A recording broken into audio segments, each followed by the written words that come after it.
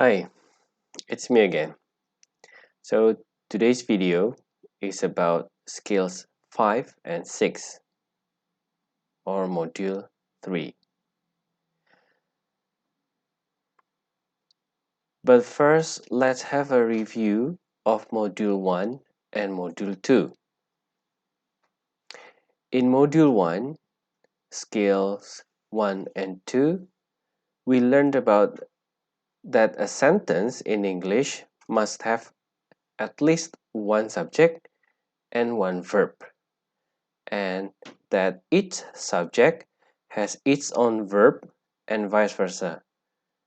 The subject has its verb and the verb has its subject. And then be careful with objects of preposition. In module 2, skills 3 and 4, we learned about present participle or verb ing and past participle or verb 3. Now let's continue to skill 5. Skill 5 is about coordinate connectors.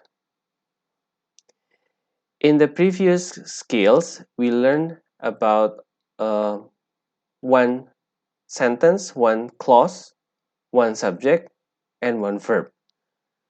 So in skill 5, we are going to learn a sentence in English that has more than one clause. But what is a clause? A clause is a group of words containing a subject and a verb. Okay, a group of words that has a subject and a verb. When we have two clauses in an English sentence, we have to connect the two clauses correctly. One way to connect them is by using connectors. The first connectors that we are going to learn are and, but, or, so.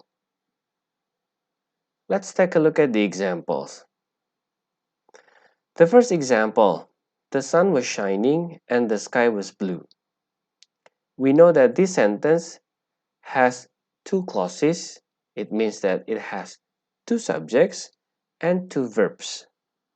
Okay, remember, whenever there are two clauses or two subjects and two verbs, we need one connector. Let's analyze. The first subject is the sun, and the second subject is the sky. The first verb is was shining, and the second verb is was. What is the connector? The connector is and. The second example, the sky was blue, but it was very cold. The first subject is the sky. The second subject is it. The first verb is was, and the second verb is was. What is the connector? The connector is but here. The third example, it may rain tonight or it may be clear. The subject it with its verb may rain, and the subject it with its verb may be, and the connector is or. The last example, it was raining outside, so I took my umbrella. The first subject is it, and the verb is was raining. The second subject is I, and the verb is took. The connector is so. So from those four examples, we know that there are two clauses with one connector. Two clauses means two subjects, two verbs, and you need one connector to connect those two clauses. Okay. The coordinate connectors, in brief, we have and, but, or, so. For the pattern, we have subject, verb, comma, be careful, and then the coordinate connector, subject, and verb. Just like the example there, it was raining, comma, but Bill went out to play. Let's see the sample question. I forgot my coat, blah blah blah, it got very cold. The subject is I and I. The verb is forgot and got. So what do we need here? We need a connector because the sentence has already got two subjects and two verbs, and we need one connector to connect them. Okay, let's find out. We have option A, then, option B, so, option C, later, and option D as a result. What is the correct answer for the sample question here?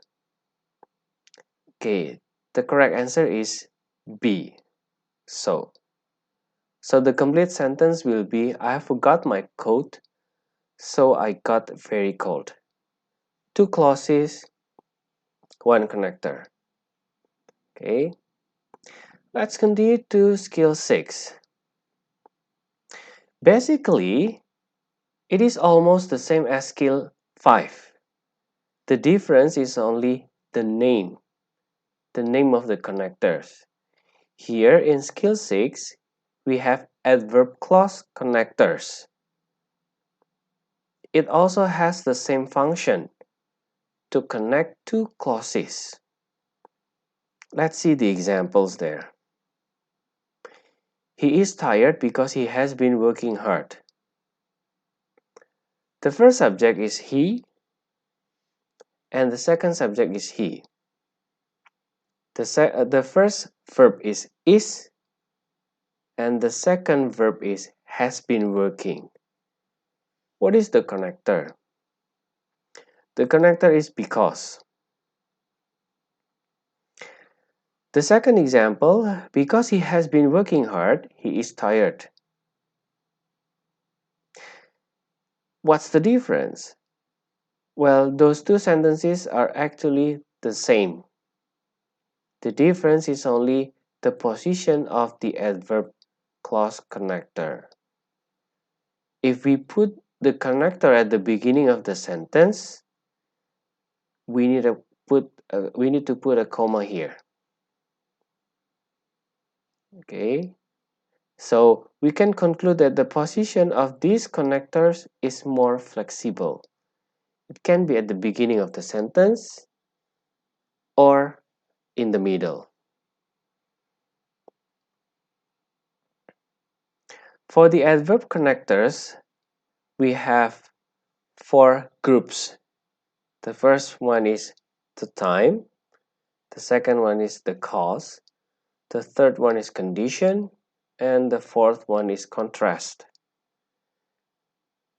For time connectors, we have after, as, before, since, until, when, and while. For the cause, we have because and since. For the condition, we have if and whether. While for contrast, we have although, even though, and while. In brief, if we take a look at the pattern, whenever we put the adverb connector in the middle of the sentence, it will be subject, verb, connector, subject, verb, without a comma. Matt felt good because he passed. Now let's try to put the connector at the beginning of the sentence. It will be adverb connector, subject, verb, and then comma, subject, verb. So it will be because Matt passed, comma, He felt good. Okay. The example for this skill 6 here is blah blah blah arrived at the library. He started to work immediately. First, we have to analyze the sentence. What do we have here? We have only one subject. That is he in the second clause. But we have two verbs, arrived and started. So what do we need to make the sentence complete? Remember, two clauses, one connector. Whenever you see two verbs, there must be two subjects and one connector. So this sentence needs a connector and the subject. The answer will be D because the word after here will be the connector and the student will be the subject. Okay, so the complete sentence will be after the student arrived at the library, he started to work immediately. Now it has two subjects, the student and he, and two verbs, arrived and started, with one connector after. Okay, so that brings me to the end of the video. Okay, remember in skill 5 and skill 6, we learned about adverb connectors. We learned about connectors. Okay, remember two subjects, two verbs, one connector. I'll see you again in the next video. Bye-bye.